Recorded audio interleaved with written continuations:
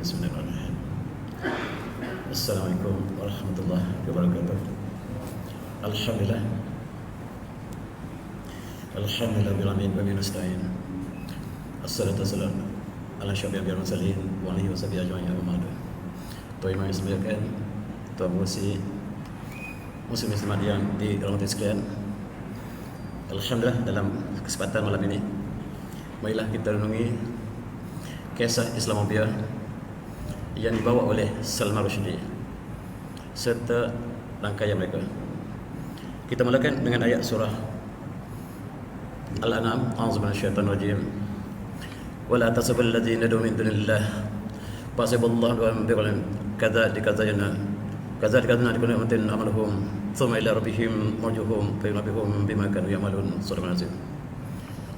Janganlah kamu cela mereka yang berdoa, yang menyeru selain daripada Allah, nescaya mereka akan mencela Allah secara permusuhan dan tanpa ilmu. Demikianlah kami perhiaskan kepada setiap umat tentang amalan mereka, kemudian kepada Tuhan mereka lah akan dikembalikan dan akan diceritakan apa yang mereka lakukan, yang pernah mereka lakukan. Inilah kisah, tuan-tuan, bagaimanakah Islam melarang keras untuk kita menghina agama lain, sembahan orang lain, tetapi yang berlaku kepada Islam sebaliknya.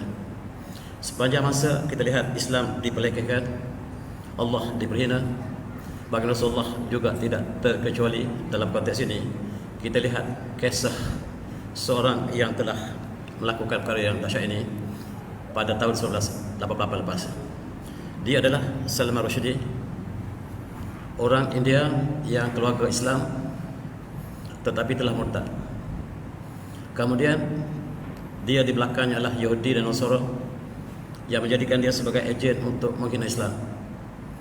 Dan dia menulis buku yang menghina Rasulullah dengan sebutan yang tak sanggup kita sebut. Dan buku ini diiktiraf sebagai buku terbaik dalam konteks kesastraan, dan dia diberikan hadiah tertinggi oleh kerajaan British. Selepas dia menghina Islam, dia disanjung di Eropah dan diberikan pengiktirafan. Maksudnya dia bekerja untuk bagi pihak Eropah, Yahudi dan Nasara. Dan kenapakah saya bawa tajuk ini? Sebab minggu lepas, pada 12 Ogos yang lepas, dia ditikam oleh seorang pemuda.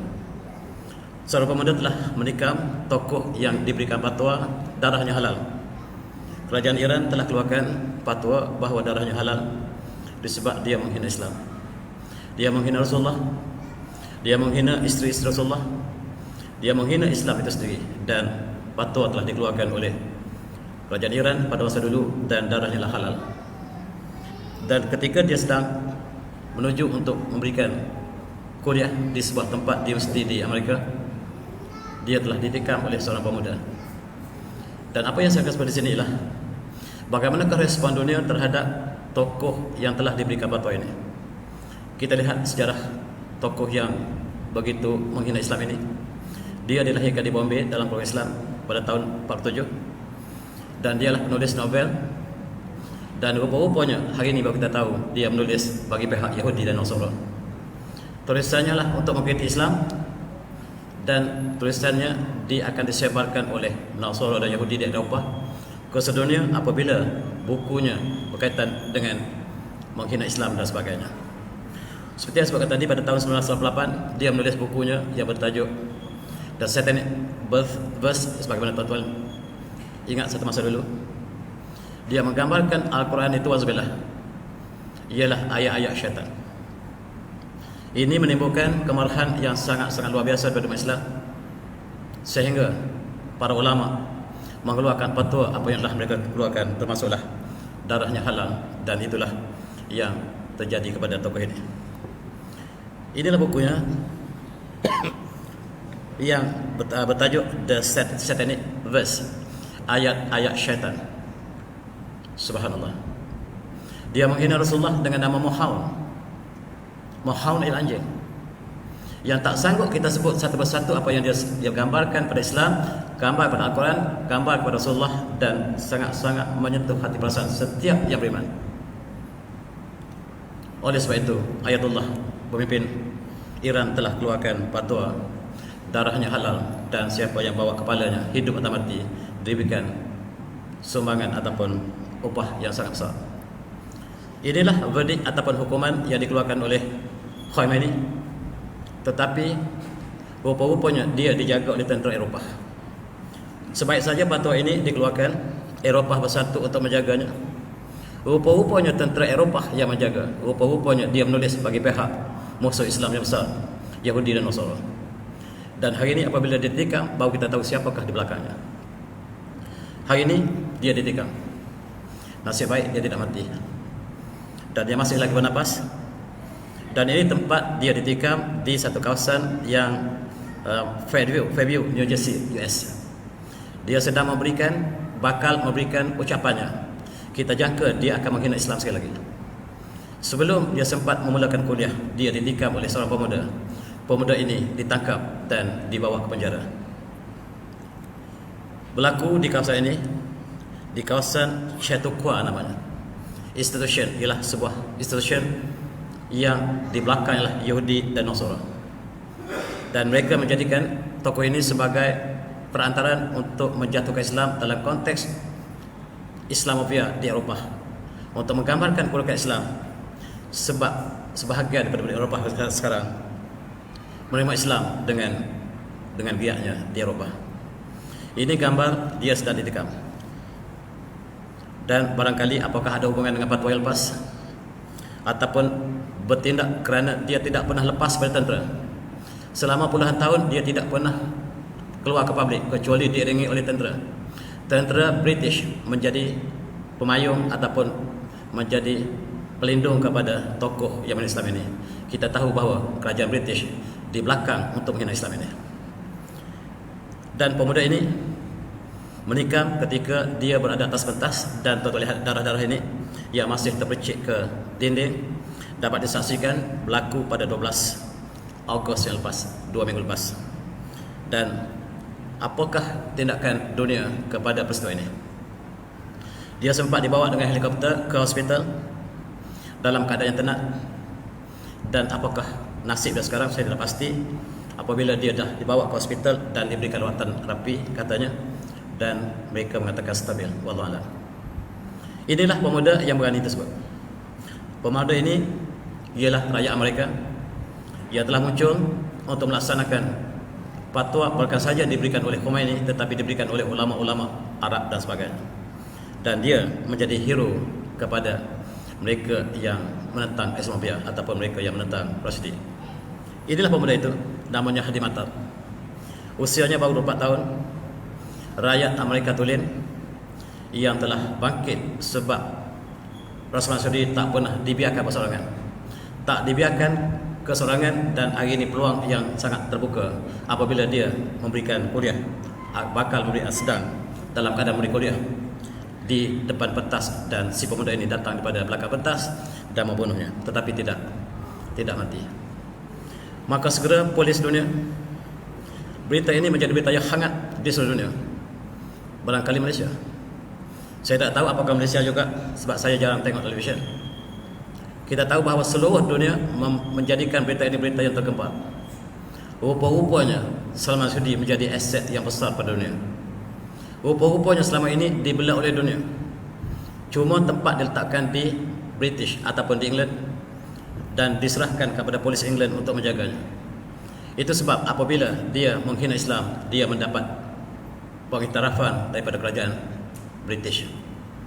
Dan Al-Kufaru Al-Lam Yatahidah, Al-Kufaru Al-Lam Yatahidah, orang kafir bersatu untuk hancurkan Islam. Dalam konteks ini kita dapat lihat seluruh orang kafir di dunia, mereka bersatu meluahkan pandangan masing-masing dan mengutuk Hadi Matar pemuda yang sangat berani tadi. Dan kita lihat sejarah bagaimanakah penghinaan dia pada Islam berkali-kali dia melakukan, dan inilah puncaknya yang menyebabkan umat Islam telah turun.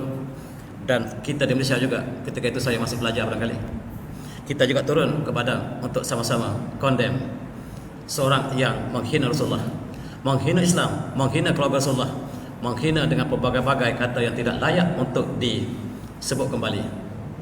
Dan dia sebut Rasulullah sebagai anjing. Subhanallah, mohon. Dia sebut Rasulullah sebagai mohon. Inilah yang menimbulkan kemarahan yang tidak ada taranya dalam sejarah. Rupa-rupanya dia diminta oleh Yahudi dan Nasara yang menjaganya kemudian untuk menulis, bukan dia menulis bagi pihak dirinya. Dan dia mengatakan bahawa inilah kebebasan. Kebebasan yang diamalkan di barat ialah untuk mencela keburukan orang lain. Dalam Islam, kebebasan adalah melakukan kebaikan, bukan kebaikan untuk kebebasan untuk melakukan keburukan. Dan konteks yang dilakukan oleh si murtad ini, dia mengatakan kebebasan adalah untuk segala-galanya. Kita lihat, tuan-tuan masih ingat pemuda-pemuda seluruh dunia telah turun kepada menunjukkan patahan kita di atas penghinaan yang dilakukan oleh Rushdie ataupun Salman Rushdie tadi. Bukan saja di Eropah, bukan saja negara Arab, negara kita di timur juga termasuk. Masing-masing memberikan sikap bahawa kita tidak boleh menerima hakikat penghinaan yang diberikan kepada mereka, sebab dia bukan mewakili diri tetapi mewakili satu organisasi yang besar di dunia. Ketika umat Islam telah terasa kesakitan dengan perkataan yang dikeluarkan dari bukunya, maka ketika itulah baginda Queen Elizabeth mengemulikan dia sebagai kinghood, sebagai pahlawan sastra kerana dapat menghancurkan Islam. Al-Kufar alam tawahidah, Al-Kufar alam tawahidah, sama ada di timur, namanya British, namanya Amerika, namanya Belgium, mereka sama saja apabila mereka bertemu dengan Islam. Ingat tuan-tuan, mereka boleh bersatu apabila bertemu Islam. Dalam konteks ini, mereka melukakan hati umat Islam lagi dengan memberikan peringkat pahlawan mereka yang menghina Islam ini. Kononnya bukunya sangat berkualiti, yang diiktiraf sebagai buku sastra terbaik dunia. Apabila dia menghina Rasulullah, maka dia berikan status King Knight ataupun knighthood, iaitu pahlawan England. Selain pada Salman Rushdie, ada 4 lagi yang diberikan pentirafan, tetapi itu tidak penting. Yang pentingnya ialah bagaimanakah Salman Rushdie dijaga oleh tentera British, sebagaimana yang menghina Al-Quran di Sweden dijaga oleh tentera Sweden, sebagaimana yang menghina melukis kartun di Denmark, dia dijaga oleh tentera Denmark. Rupa-rupanya tentera negara yang menjaga setiap yang menghina Islam. Itulah tuan-tuan untuk kita renungi bahawa sikap mereka kepada kita, sedangkan Allah melarang kita menghina agama mereka, sedangkan mereka lah yang melakukan ini dalam sepanjang sejarah umat Islam. Dan kita lihat, mula sekali condemn ialah pemimpin-pemimpin besar dunia. Boris Johnson dengan lantang dan mengatakan keganasan Islam disebabkan bagaimanakah pemuda ini membunuh seorang tokoh besar Britain namanya Salman Rushdie. Dan Macron juga, Presiden Perancis yang sangat benci ke Islam, juga mengadakan suara yang sama. Demikian juga dengan Presiden Biden-nya. Dan pentadbiran Washington juga melaknat pemuda yang keserangan ini. Seluruh dunia sekarang keluar satu suara. Kita tahu siapakah di belakang apabila seluruh pemimpin dunia besar mereka bersatu condemn pemuda yang berani tadi. Dalam konteks ini tuan-tuan, akhbar di Iran terbalik daripada apa yang berlaku di seluruh dunia. Apabila dunia mengecam pemuda tadi, tetapi berita di Iran semuanya memuji. Umpamanya dengan kata-kata "a thousand bravos to the brave" kepada budak yang sangat berani tadi. Dan selain pada mengatakan "the hand of the man who to the necks of God's enemy must be kissed", dan tangan orang yang membunuh musuh Allah ini harus kita umat Islam pergi cium dia. Dan mereka mengatakan "the Satan on the way to evil", the Satan on the way to hell. Sekarang penulis setan itu sedang menuju ke neraka. Itulah kata-kata yang terbit daripada akhbar pada hari yang sama. Di Malaysia saya tak pasti. Kita berkecuali barangkali. Kita lihat bagaimanakah pemimpin Iran memuji pemuda tadi sebagai pujian yang sangat besar. Sebab fatwa yang dikeluarkan bukan saja oleh Iran tetapi dikeluarkan oleh Morocco, dikeluarkan oleh Maghribi dalam nada yang sama. Dan sekarang selepas puluhan tahun barulah dilaksanakan oleh seorang pemuda yang berani. Dan itulah yang di gambaran berlakunya terhadap peristiwa mereka yang menghina Islam tadi. Kita lihat tuan-tuan, rupa-rupanya yang memberi kewangan perlindungan kepada ini ialah Yahudi. Sebab Yahudi sangat-sangat marah dengan peristiwa ini. Ia bernama Neil Gaiman, ialah tokoh Yahudi yang telah condemn buat pertama kali. Demikian juga penulis Harry Potter. Seorang wanita ini, ia bernama J.K. Rowling. Rupa-rupanya mereka lah yang menyediakan kewangan untuk menghina Islam selama ini. Baru kita tahu dengan pembunuhan ataupun dengan percobaan pembunuhan ini, baru kita tahu bahawa yang bertanggungjawab ialah Yahudi. Kewangan Yahudi dan tentera British yang menjaganya supaya Islam dapat dilakukan berkali-kali perkara yang sama. Harry Potter ialah kisah iblis yang berlaku ketika Nabi Sulaiman yang dipaparkan dalam dunia moden, mengajak manusia kembali pada sihir. Dan dia mempengaruhi pemuda-pemuda kita, kanak-kanak kita. Dan ini dikatakan filem yang paling berjaya dikemukakan oleh Yahudi. Dan sekarang rupa-rupanya mereka lah yang membiayai pengkhianat tadi. Dan tuan-tuan, kita lihat inilah yang berlaku senario di Eropah sekarang. Mereka bersatu daripada Sweden, Norway, England, Amerika untuk Islamophobia, untuk musuh terhadap Islam. Dan kita lihat dunia bersatu. Sebab dengan luka yang dialami oleh Salman Rushdie, seluruh dunia bersatu condemn Islam. Dan mereka ada satu lagi poin bahawa Islam ganas. Mereka tidak sebut bagaimanakah penghinaan terhadap Islam itu dilakukan. Mereka hanya menceritakan kisah yang tidak sepenuhnya. Islam ganas dan menyerang tokoh sastrawan mereka. A'udzubillahi minasyaitonir rajim. Wala yansatahum yaquluna inna kunna nahudu naba. Qul abillahi wa ayati wa rasulihi kuntum tastahzi'un. Dan sekiranya kamu bertanya mereka, pasti mereka menjawab, sesungguhnya kami hanyalah main-main. Kami hanyalah olok-olok tentang agama Allah. Qul abillahi wa ayatihi wa rasulihi kuntum tastahzi'un. Dan katakanlah Muhammad, apakah dengan Allah, dengan ayat Quran Allah, dengan Rasulullah mereka melakukan penghinaan tersebut? Dan Allah memberikan amaran kepada mereka yang melakukan itu. Dan mereka mempermain-mainkan Allah, Rasul dan ayat-ayat Allah sendiri. Benar-benar berlaku, tuan-tuan. Kita kembali ke sejarah yang lebih lewat. Beberapa tahun lepas kita lihat bagaimanakah presiden yang murtad ini, namanya Macron. Dia orang Islam asalnya, datuknya orang Islam. Dia orang Algeria, dia bukan orang Barat. Tuan-tuan tengok muka dia, muka orang Arab. Ia telah berpindah ke Perancis.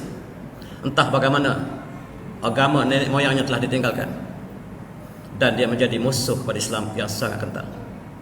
Dialah yang menutup masjid-masjid di Paris, di seluruh Perancis dengan alasan Islam ganas. Dan kita lihat bagaimanakah sokongannya kepada mereka yang menghina Islam apabila ada rakyat Perancis yang menghina Islam, dan dia dibunuh oleh seorang pemuda Islam. Dan bagaimanakah kutukan yang diberikan oleh Macron kepada Islam sehingga masjid-masjid dia tutup. Maka umat Islam sekali lagi bangkit. Sebab apa yang berlaku tadi adalah kes di antara mereka, tetapi sekarang kerajaan ambil campur dan menyokong kepada penghina Islam. Majulah mereka menghina Islam dengan melukis kata-kata Rasulullah yang menghina, tak dapat kita bayangkan, dan disokong oleh presiden ini. Dan dia adalah masalah. Bagaimanakah dia daripada Algeria, datuknya masih Algeria, tiba-tiba menjadi orang Kristian, kemudian tiba-tiba memusuhi Islam dengan begitu ketat sekali. Dan inilah yang sebabkan umat Islam bangkit apabila Rasul diperlekehkan oleh presiden sendiri. Pada mulanya adalah majalah rakyat mereka, tetapi sekarang presiden kerajaan mengambil inisiatif untuk sama-sama mengutuk Rasulullah. Walhamdulillah. Dan oleh sebab itu kita lihat umat Islam sekali lagi bangkit seluruh dunia, pertahankan bahawa Rasulullah tidak boleh dilakukan seperti itu. Kebebasan bukan berarti untuk menghina Islam. Dan tunjuk perasaan ini berlaku di seluruh dunia. Barangkali kita di Malaysia setenang air di tasik. Pemuda-pemuda kita di universiti di Eropah juga keluar untuk membantah sikap kerajaan Perancis terhadap Islam. Dan pelajar-pelajar universiti juga melakukan hal yang sama. Dan kita lihat, termasuklah Presiden Turki mengajak seluruh umat Islam supaya kita boikot seluruh barangan Perancis. Sebab barangan Perancis yang tersebar di dunia, termasuk kereta mereka, termasuklah barangan mereka, harus kita sama-sama boikot, mengikut apa yang diajak oleh Presiden Erdogan. Tetapi sayang, apa yang diajak oleh Erdogan ini tidak diterima oleh negara Arab. Negara Arab mengatakan mari kita boikot Turki sebab mereka ingin boikot kawan kita Perancis. Siapa kata? Saudi. Saudi kata mari kita boikot Turki sebab Perancis adalah kawan kita. Dan itu sikap umat Islam terhadap sikap mereka yang menentang Islam. Mereka boleh bersama dalam satu-satu hal. Inilah perkara yang berlaku, tuan-tuan. Oleh sebab itu kempen yang dijalankan oleh Erdogan tidak berjaya. Dan kita juga tidak kisah dengan barangan yang diminta untuk diboikot disebab mereka menghina Rasulullah di Perancis. Dan lebih daripada itu, mereka menutup masjid terbesar di Perancis. Mereka menutup masjid-masjid di kawasan di Perancis dengan alasan masjid adalah pusat keganasan. Dan itulah yang berlaku, tuan-tuan. Penghinaan atas Islam terus berlaku. Walaupun ada pakatan negara Islam untuk boikot, tetapi tidak disokong oleh negara Arab yang bersama dengan Eropah. Tuan-tuan, Allah mengingatkan kita, a'udzubillahi minasyaitonir rajim, wa lan tada'an kal yahudi wal nasara hatta tabi'al millahum qul inna Allaha huda wa littaba'tahum ba'da allazi ja'aka min ilmin malaka min Allah min waliyyun wal ansir. Surah Al-Azim. Tidak mungkin reda pada kamu Yahudi dan Nasara sehinggalah kamu ikuti agama mereka. Katakanlah bahawa petunjuk Allah adalah petunjuk yang hakiki, dan sekiranya kamu mengerti hawa nafsu mereka, selepas datang pada kamu ilmu, maka kamu tidak lagi pelindung ataupun penolong daripada Allah SWT. Dan Yahudi dan Nasrani tidak pernah tenang dengan kita, tidak pernah berada dengan kita. Dan kita lihat bagaimanakah di Amerika mereka adakan hari membakar Al-Quran di atas dasar kebebasan.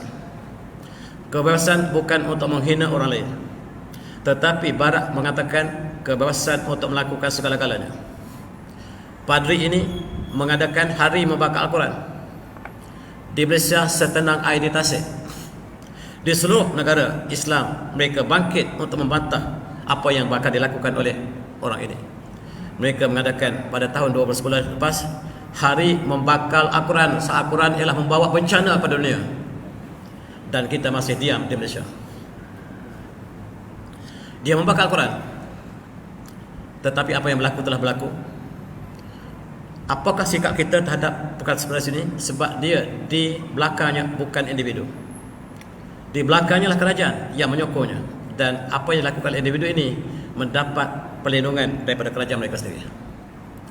Dan kita lihat bagaimanakah di Denmark, upacara yang sama, upacara membakar Al-Quran juga dilakukan. Barangkali berita tidak sampai pada kita sepenuhnya. Mereka ialah kumpulan yang ingin menghancurkan Al-Quran di Eropah. Mereka mengadakan demonstrasi pertunjukan untuk bakar Al-Quran di Sweden, di Norway, di Amerika, di seluruh Eropah. Tuan-tuan, inilah bagaimanakah mereka menggambarkan Al-Quran ini dengan Islamophobia. Dan apakah cukup umat Islam untuk menyampaikan mesej yang sebenar pada mereka? Dan kita lihat inilah seorang lagi yang baru ini mati, dan dialah yang melukis kartun Rasulullah yang sangat-sangat menduka cita, dan namanya lah Lars Vilks, dan dia dijaga oleh kerajaan Sweden. Tentera Sweden yang terbaik memberikan perlindungan padanya, dan kenderaan yang digunakan oleh tokoh ini ataupun orang ini ialah kereta kebal yang tidak mungkin akan terbakar dalam kemalangan. Tiba-tiba dalam ekspedisi dia diiringi oleh tentera Sweden dan kereta terbakar di luar perjangkaan apa yang mereka lakukan. Kereta yang mereka gunakan untuk pengkhianat ini tidak mungkin terbakar, tetapi telah terbakar, dan itulah yang telah berlaku di situ. Dan dunia hanyalah diam. Dan bagaimanakah penghinaan diteruskan di Eropah? Di England pada bulan Jul lepas, mereka sekali lagi turun kepada demonstrasi, kali ini daripada pensyarah-pensyarah, profesor-profesor bersatu untuk menentang satu lagi filem yang dilakukan di London. Filem ini tajuknya lah The Lady of Heaven. Barangkali filem ini tidak sempat disiarkan, mendapat bantahan yang besar-besarnya daripada masyarakat Islam di British ataupun di pulau di Ireland, UK dan Ireland. Sebab filem ini menggambarkan sekali lagi, kalaulah Salman Rushdie memburuk dalam bentuk tulisan, dia memburukkan dalam bentuk filem yang lebih bahaya. Dan filem ini diberi anugerah filem terbaik. Sebaik saja filem yang menghina Islam, yang menggambarkan Ananda Rasulullah Fatimah Az-Zahra dengan berbagai-bagai gambaran yang tidak sepatutnya. Dan oleh sebab itu kita lihat bagaimanakah sikap mereka apabila mereka berdepan dengan umat Islam, dan itulah yang sedang berlaku. Kita lihat dalam filem ini disebarkan oleh Science World, iaitu badan pawagam yang kedua terbesar dunia, yang akan menyebarkan sedunia secepat mungkin, tetapi dapat bantahan, barangkali perintah mahkamah juga, sebab dia dilakukan oleh orang Islam yang murtad. Namanya Yasir Al-Habib, dan dia membawa mesej Islam, tetapi dialah yang menghancurkan Islam. Sama seperti Salman Rushdie, rupanya Islam membawa mesej Islam, tetapi dialah yang menghancurkan Islam di dalam. Tuan-tuan ingat Yasir Al-Habib dan ramai pemuda yang bersamanya. Dia bercakap secara intelektual, dan dialah yang menerbitkan filem yang bertajuk The Lady of Heaven. Lady di sini yang maksudnya Fatimah, yang digambarkan dengan gambar yang sangat buruk. Dan itulah kebiasaan yang mereka amalkan di barat, ialah untuk memburukkan Islam. Dan tuan-tuan, perhatikan rangkaian Yasir Al-Habib, sebab dia membawa satu aliran mistik, satu aliran sufism yang sangat bahaya. Dan dia mengatakan dialah daripada Al-Mahdi, yang Mahdi yang bakal turun, dialah yang menjadi sebagai orang kanannya. Dan itu sebab sebahagian daripada pemuda kita tertarik, sedangkan sifat dialah untuk menghancurkan Islam di dalam. Hati-hati pemuda kita, buku-buku yang tulis dan sifat dia sama seperti Salman Rushdie. Sifat yang diberikan peranan kepada Yasir Al-Habib sama seperti Barat memberi peranan kepada Salman Rushdie. Dan itulah Al-Kufar Al-Millati Wahidah. Dan kita lihat filem ini katanya 12 juta untuk menjadikan untuk memburukkan Islam dan dilakukan segala keburukan pada Islam. Dan heronya lah Fatimah Az-Zahra, walaupun disebut sebagai Lady of Heaven, tetapi maksudlah Fatimah Az-Zahra. Itu sebab kita lihat profesor keluar, pelajar-pelajar keluar sekali ini menghubungkan pelajar-pelajar kita di universiti di UK, termasuklah pengajar mereka, pensyarah mereka, keluar sama-sama condemn, sebab Barat sudah semakin melampau dalam konteks menghina Islam, dalam konteks filem, buku dan kartun dan sebagainya. Ini sebahagian daripada protes yang terpaksalah Science World menarik balik untuk sementara tayangan tersebut. Dan tentulah filem yang ditahan sementara ini akan bakal meletup satu masa nanti. Dan inilah yang berlaku di Barat. Kita lihat, inilah gambaran mereka yang beratur untuk melihat filem ini. Barangkali seolah di Malaysia beratur untuk melihat filem Mak Kilau, barangkali begitulah. Sebab filem ini sangat diminati oleh Barat, sebab ada unsur menghina Islam, dan itulah yang sudah diminati di Barat ini. Kita lihat di Sweden, Denmark maksudnya, di Dutch ataupun di Belanda. Ini ialah pemimpin pembangkang, pemimpin kerajaan yang sangat benci pada Islam. Dia mempengaruhi parlimen Belanda supaya haramkan Islam, betul. haramkan Islam. Bukan lagi hakikat untuk melawan Islam, tetapi mengharamkan Islam di Belanda. Ditolak oleh parlimennya. Dia tidak puas hati. Dan dia secara individu dengan kumpulan kecilnya membuat filem fitnah yang sangat terkenal dulu, memburukkan Sayyidina Aisyah, isteri baginda Rasulullah, dengan berbagai-bagai konotasi yang sangat-sangat buruk. Dan filem ini disebarkan sepercuma oleh dunia. Kita tak bagaimanakah dunia menyebarkan secara percuma filem hanya 17 minit, tetapi menimbulkan kemarahan umat Islam yang sangat-sangat padah. Tuan-tuan yang hormati, rupa-rupanya Belanda dengan Sweden dengan Norway sama-sama untuk mengharamkan Islam. Ada seorang menteri di Switzerland, dia juga sama seperti dengan Geert Wilders ini, merancang untuk mengharamkan Islam di Switzerland. Dan dia adalah Menteri Pertahanan Switzerland. Dia mencadangkan dalam parlimennya supaya Islam diharamkan di Switzerland. Ditolak. Apabila cadangan ditolak, dia mencadangkan satu lagi. Dia cadangkan supaya masjid yang dibina di Switzerland semuanya tidak ada menara, sebab mengganggu laungan azan itu, mengganggu masyarakat Switzerland. Diluluskan oleh parlimen. Parlimen Switzerland meluluskan menara tidak boleh ada dalam masjid di seluruh Switzerland. Tuan-tuan, urusan Allah sukar untuk kita fahami. Sebulan selepas dia akta diluluskan di Switzerland, Menteri Pertahanan ini memeluk Islam dan dia meminta maaf kepada seluruh umat Islam. Kerana cadangan saya lah dalam parlimen, masjid di Switzerland tidak boleh ada menara untuk laungan azan, dan saya bertanggungjawab. Saya dengan rendah hati dia membuat ucapan mohon maaf pada seluruh manusia, kepada seluruh umat Islam. Saya berjanji sekiranya akta ini ditarik kembali, saya akan membina sebuah masjid terbesar di Switzerland dengan menara yang paling tinggi. Itulah saya berazam. Itu disebut oleh kawan Geert Wilders yang sangat benci pada Islam. Sama juga berlaku kepada kawan ini. Dia ada seorang penolongnya yang sangat-sangat berjasa padanya, yang membuat kajian tentang Islam untuk memburuk Islam. Dan dia adalah orang kanan pada Geert Wilders. Dan sebagaimana juga Menteri Pertahanan Switzerland, dia mengkaji sirah Rasulullah untuk memburukkan Rasulullah. Dan dia tertarik dengan sirah. Akhirnya dia memeluk Islam. Dia mengatakan syahadah, asyhadu an la ilaha illallah wa asyhadu anna Muhammadar Rasulullah. Selepas dia mengkaji sirah Rasulullah, dan tujuannya lah untuk memburukkan Rasulullah lebih dahsyat lagi, tetapi Allah berikan hidayah. Dan sekarang tinggallah Geert Wilders keserangan sebab orang kanannya telah memeluk Islam. Tuan-tuan yang hormati, itulah sikap bagaimana Barat menjadikan Islam sebagai senjata mereka di dalam istilah Islamophobia. Islam harus ditakuti, keganasan dan sebagainya yang dilabelkan pada Islam. Ini gambar penolongnya yang telah memeluk Islam dan telah mengerjakan haji.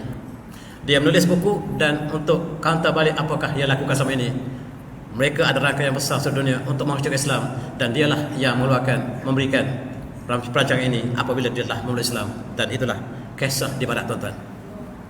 Saya ingin berkongsi dengan tuan-tuan, ini ialah Ethel Wagner. Tuan-tuan, dia berminat dengan filem Hollywood. Dia adalah penerbit filem yang sangat terkenal asal Jerman. Namanya Ethel Wagner. Dan setiap filemnya dia masuk unsur-unsur keburukan Islam secara kecil. Setiap filem Hollywood mereka masukkan unsur keburukan Islam. Sama seperti filem Bollywood. Mereka yang pakai kopiah, mereka yang pakai baju seperti jubah, orang yang jahat. Dan inilah yang digambarkan dalam Hollywood. Orang Islam daripada Arab, daripada Iran, daripada negara Arab, semuanya jahat. Yang digambarkan dalam filem Ethel Wagner, dan dia adalah sangat anti Islam.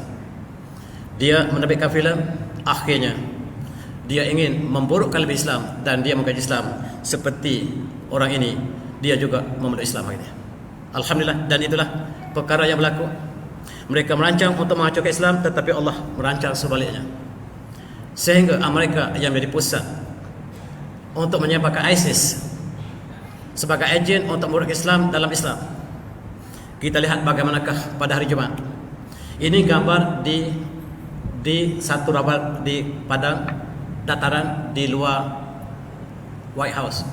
tempat kediaman Presiden resmi Amerika. Pada hari Jumaat tidak ada perancangan. Seorang naik baca khutbah yang diikuti oleh orang lain, menjadi suasana di sini tempat solat Jumaat setiap minggu.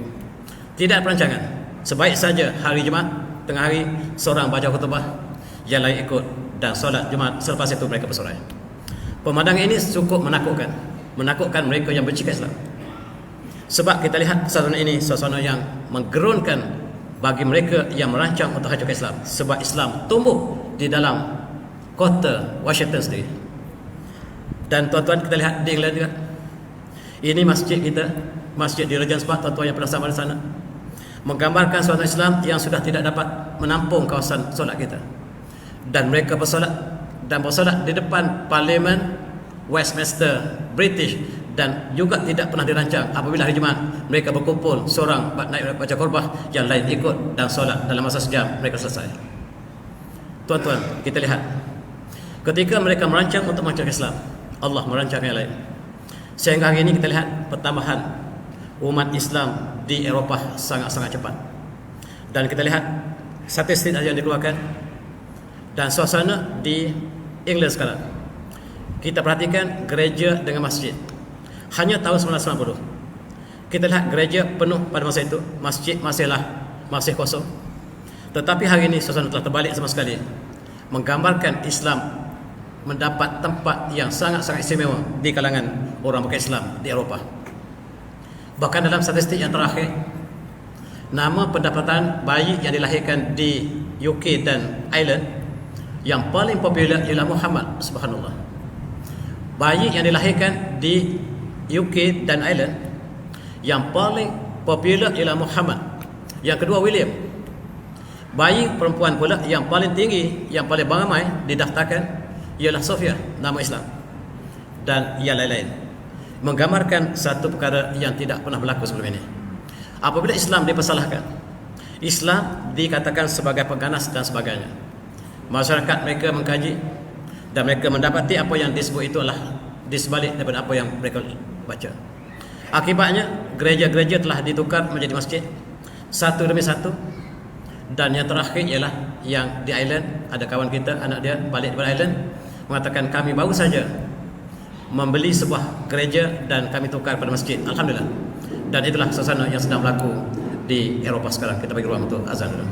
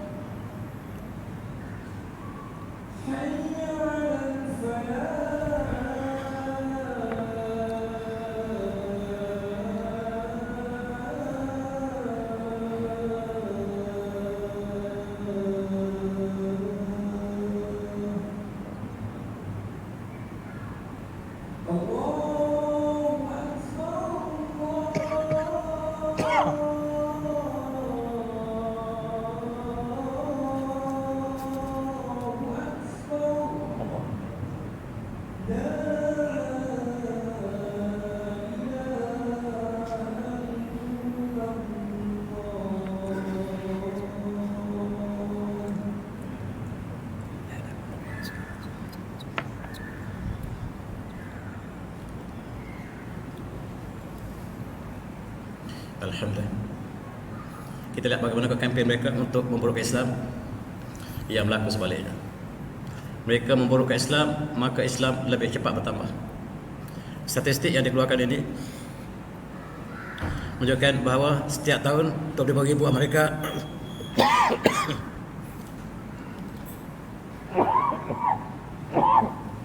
memeluk Islam. Di Jerman, di British, di Perancis, dan mereka menjangkakan di Amerika tahun 2050 bakal mempunyai 81 juta umat Islam.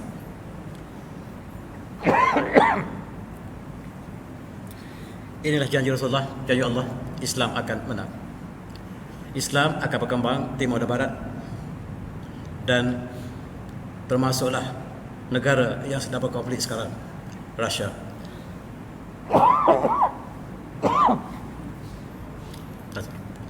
Rusia mengamalkan agama Ortodok, dan satu demi satu padri mereka memeluk Islam. Apabila ada hubungan, kerajaan Rusia memberikan ruang kepada Islam untuk berkembang di Rusia sekarang. Dan inilah antara ketua gereja mereka yang memeluk Islam, termasuk KBG mereka. Ini orang kedua dalam KBG. Intelijen Rusia telah memeluk Islam, dan dia dibunuh di England, menggambarkan bahawa penerima Islam di Rusia bukan di kalangan orang biasa, golongan pemimpin yang tinggi, di kalangan padri, di kalangan intelektual, termasuk penyanyi mereka. Ini penyanyi rap yang terbesar dunia, bukan orang mereka. Penyanyi rap yang terbesar dunia ialah orang Rusia, yang tidak digambarkan dalam televisyen Amerika sebab dia ingin tutup apa yang berlaku di Rusia. Dan tuan-tuan, apabila penyanyi mereka memeluk Islam, sekali persembahan ratusan pemuda memeluk Islam. Ini satu gambaran yang baru berlaku di Rusia.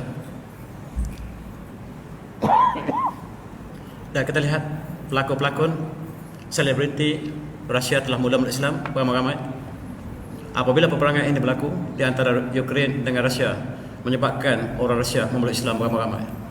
Apakah yang mereka saksikan? Wallahu a'lam. Tetapi itulah yang sedang berlaku.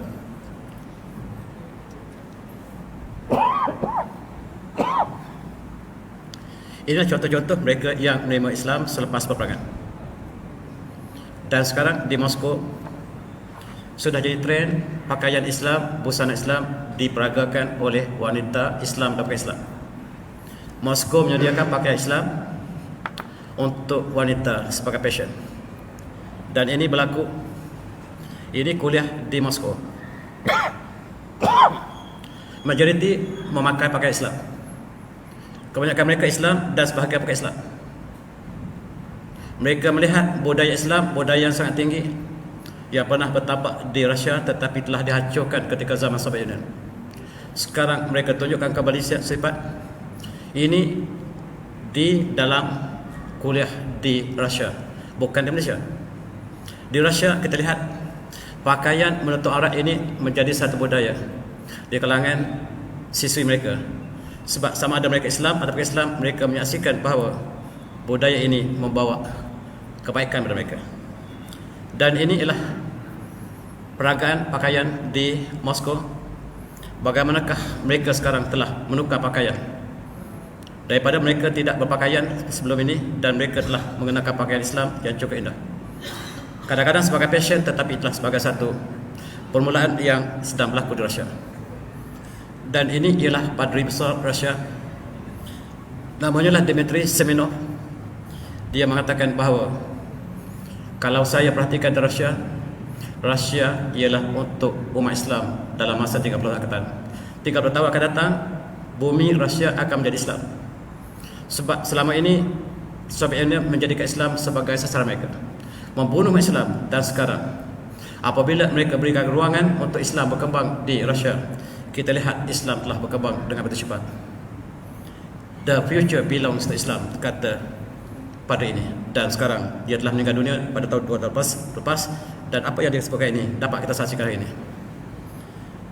Dan mengikut kajian padri tadi, statistik yang rahsia menunjukkan bahawa Rusia akan menjadi Islam dalam 5 tahun akan datang. Dalam masa 60 tahun akan datang, negara Islam terbesar ialah Rusia. Dan sekarang sudah ada 30 juta umat Islam di Rusia yang disembunyikan oleh dunia. Dan nilainya bertambah dengan cepat. Dan pada ini membuat andaian, membuat satu simulasi mengatakan bahawa Rusia akan menjadi benua Islam dalam masa 5 tahun akan datang sangat-sangat singkat. Tuan-tuan saksikan apa yang berlaku di Rusia sekarang. Ini masjid Moskow yang semua masjid diruntuhkan sebelum ini. Satu-satunya masjid yang masih kekal di Moskow ialah masjid ini. Tuan-tuan lihat ketika 5-6 tahun lepas, kerajaan mereka memberikan ruang pada umat Islam untuk solat. Dan kita lihat umat Islam entah daripada mana datang dan memenuhi dataran, dan masjid tidak mencukupi lagi. Suasana ini suasana yang tidak pernah berlaku. Ini pemandangan ketika hari raya 5-6 tahun lepas. Sebelum Covid, kita lihat umat Islam yang turun di Moskow. Dan kita lihat lautan umat Islam telah muncul di tengah-tengah kota Moskow. Dan ada yang mengatakan Moskow asalnya Meskun, dan Siberia ialah Siberia sekarang.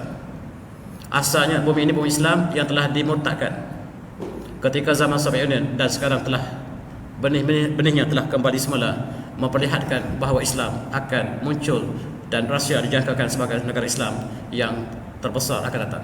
Tuan-tuan, ini pemandangan di kota Moskow, pemandangan yang tidak pernah berlaku. Dan apabila sebaik saja kerajaan Rusia memberikan ruang, barangkali kerana strategi untuk berperang, dan umat Islam diberikan ruang untuk keluar ke bandar-bandar besar mereka, dan kita saksikan bahawa umat Islam demikian rupanya apabila mereka telah sampai masa menunaikan hari raya. Masjid di Saint Petersburg, tuan-tuan yang pernah melawat Saint Petersburg, ada sebuah masjid yang besar yang telah ditukar menjadi kandang haiwan, tempat menyimpan senjata ketika zaman Soviet, tetapi kini dibuka kembali. Dan umat Islam telah memenuhi kawasan ini. Pemandangan daripada atas ini menunjukkan bahawa umat Islam telah melimpah ruah ke luar masjid, menggambarkan suatu perkembangan yang tidak pernah berlaku sebelum ini. Ini masjid yang tercantik dunia katanya. Masjid ini di Kazan. Kazan ialah kota Islam yang sekarang telah digerung untuk menjadi contoh kota Islam yang meramalkan Islam Dan ini ialah kota Kazan di tengah-tengah kota di Rusia. Dan tuan-tuan, itulah perkembangan yang terkini. Apabila mereka memburukkan Islam, ketika mereka mengatakan kempen Islamofobia, apabila kita lihat Islam muncul bukan di Asia tetapi di Eropah dan di Rusia. Ini ialah universiti yang dibina oleh kerajaan Rusia sekarang. Ini masjid yang dibina oleh kerajaan Rusia dan juga universiti yang dibangun oleh mereka, menunjukkan satu perkembangan yang cukup bagus. Ini ialah pandangan mufti, seorang mufti di Rusia. Dia kata Islam, jumlah penduduk Islam di Rusia sekarang mencapai 40%. Ini berita yang tidak resmi, tetapi mufti ini mengatakan statistik yang tidak resmi. Penduduk Islam di Rusia sudah mencapai 40%. Tuan-tuan, sekiranya jumlah penduduk Rusia 200 juta, maka 40% ialah 80 juta. Dan ini satu jumlah yang sangat besar, melebihi daripada negara Arab sendiri. Rupa-rupanya mereka abodok Rusia ialah sebuah negara Islam yang bakal muncul negara Islam di Timur, dan itu sebabnya Rusia harus dihancurkan secepat mungkin, bukan kerana Rusia tetapi kerana Islam. Tuan-tuan yang hormati, ini pemandangan di Rusia. Pelajarnya seperti sekolah agama. Satu perkara yang tak pernah berlaku, dan ini dirakamkan di Masjid Kazan. Sekarang mereka mempelajari Fakulti Islam Osofik di Kazan. Sebahagian mereka menuju ke Rusia untuk Usuluddin, untuk Osofik, untuk Syariah, bukan lagi menuju ke negara Arab. Dan Rusia memberikan alternatif. Kebanyakan yang datang sini adalah pelajar daripada Indonesia, Malaysia sedikit-sedikit. Tuan-tuan yang hormati, ini adalah sekolah yang dibina kembali, menunjukkan keperluan umat Islam di Universiti di Rajasthan. Bangunan-bangunan dibina, dan ini adalah mufti kita di Siberia. Siberia adalah kawasan yang tidak pernah ada malam, dan di situ telah terbina masjid yang banyak. Dan inilah mufti kita yang perjalanannya di atas air batu sebab buminya ditutupi oleh salji. Ini masjid yang dibina di kawasan yang paling remote, kawasan hujung dunia, namanya Siberia, Siberia asalnya. Di situ masjid telah terbina menggambarkan Islam sampai di mana adanya siang dan malam, sebagaimana sabda Rasulullah, saya perlu hazal amru ma balawalladul harb. Islam akan sampai di mana adanya siang dan malam, dan sekarang terbukti di zaman kita, tuan-tuan. Islam sampai di tempat yang tidak ada siang sepanjang tahun, 6 bulan. 6 bulan tidak ada malam sekalipun, dan 6 bulan kemudian malam sepanjang 6 bulan. Di sini masjid telah terbina dengan banyak, dan itulah sebahagian daripada perkembangan Islam yang berlaku akibat mereka membenci Islam, menekan Islam, dan memperhina Islam. Akhirnya umat dunia mempelajari Islam, dan hasilnya apa yang kita saksikan ini di luar daripada jangkaan mereka. Ini hadis saya baca tadi. Saya berdoa hadzal amru ma berdoa hal, dan Islam ini akan sampai di mana ada siang malam, dan itulah sama ada disukai oleh mereka ataupun dibenci, Islam akan masuk dalam setiap rumah. Inilah janji Rasulullah, hadis yang diriwayatkan oleh Imam Muslim. Itulah tuan-tuan, sebagai kesimpulan kepada perjalanan kita panjang, Islam dimusuhi, tetapi yang berlakulah sebaliknya. Marilah kita ambil renungan apakah semangat kita dari Islam, sebab di barat mereka telah melakukan perang mereka masing-masing, dan kita pula di sini apakah jasa kita kepada Islam. Dan saya tutupi dengan wabillahi taufiq. Assalamualaikum warahmatullahi wabarakatuh. Tasbih.